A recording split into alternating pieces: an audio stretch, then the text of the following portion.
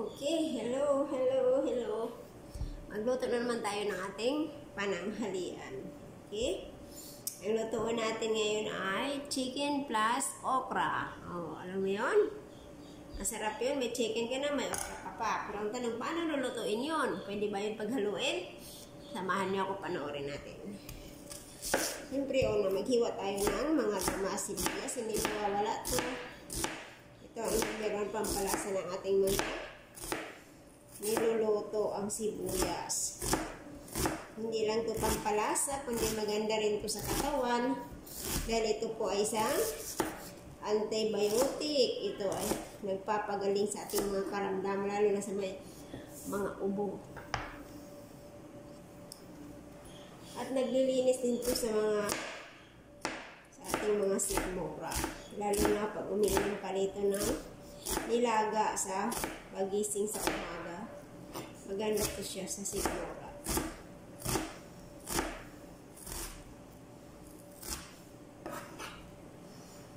Siyempre ang ating kamatis. Nagpapasarap ng ating mga niluto.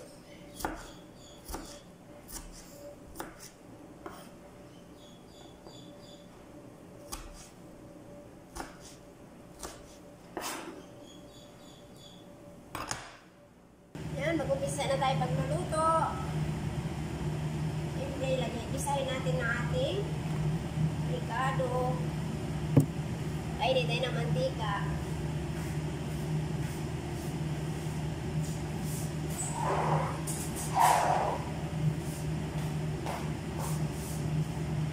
Lagyan natin ang ating sibuyas.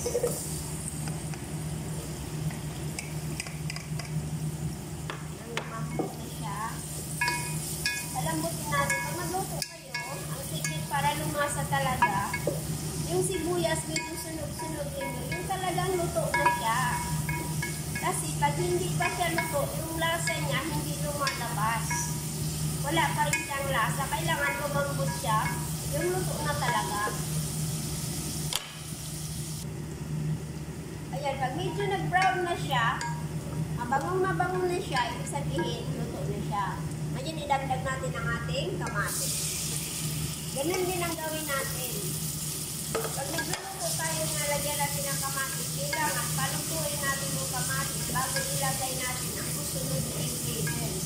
Kasi para lumasa talaga siya, lumabas yung lasa niya. Yung katas niya na matamis-tamis at saka durog na durog siya. Kasi pag hindi pa siya lumabas, ang resulta niya, maasim ang niluto mo. Pero kung durog na siya at lutong-luto na, ang resulta ng niluto nyo, matamis-tamis. Kasi yan ang matamis-tamis at nagluluto eh. Yan, malambot ng ating kamatis. Dagdag natin ang ating chicken. Yan. Saka kayo bakit? Ganito. Masarap yan. Palambutin natin na lumasa yung chicken natin. Lagyan natin ng konting tomato paste.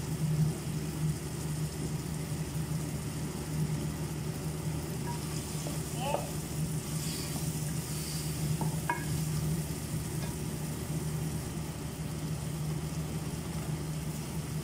Lagyan natin ng asin.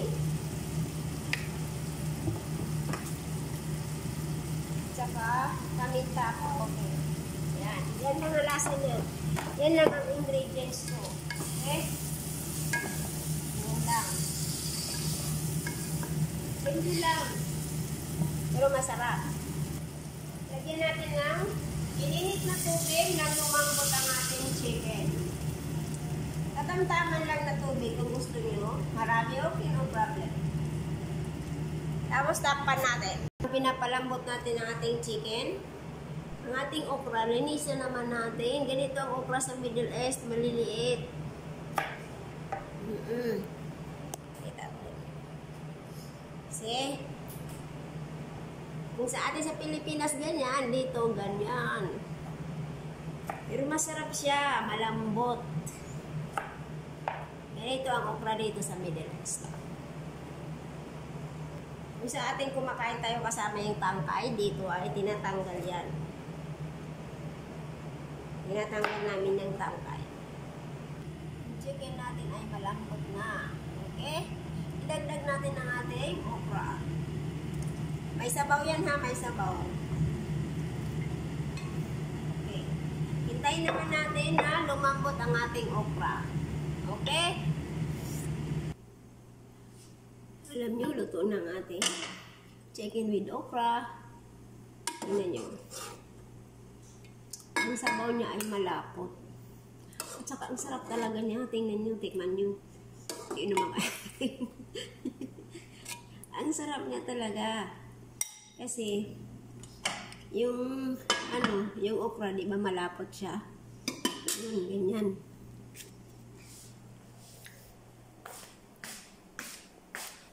Di ba malapot yung sabaw niya?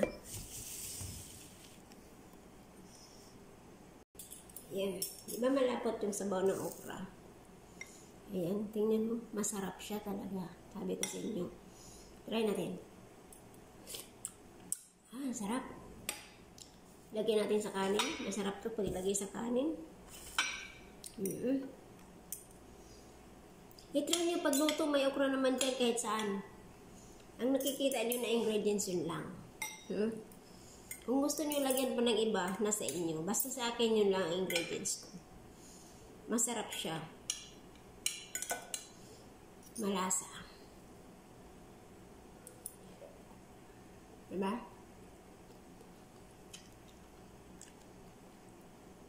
Ang sarap. Ngayon, alam nyo na paano magluto ng okra na hindi lang nilalagay sa ibabaw ng saging, ng kanin. Ngayon, alam nyo na kung paano magluto ng ibang recipe ng okra. Okay, ganito ang gagawin nyo. Okay, maraming sa panonood. Maraming salamat sa inyong lahat. Paki-like, follow, and share naman. God bless you. God bless. Thank you so much. Bye-bye.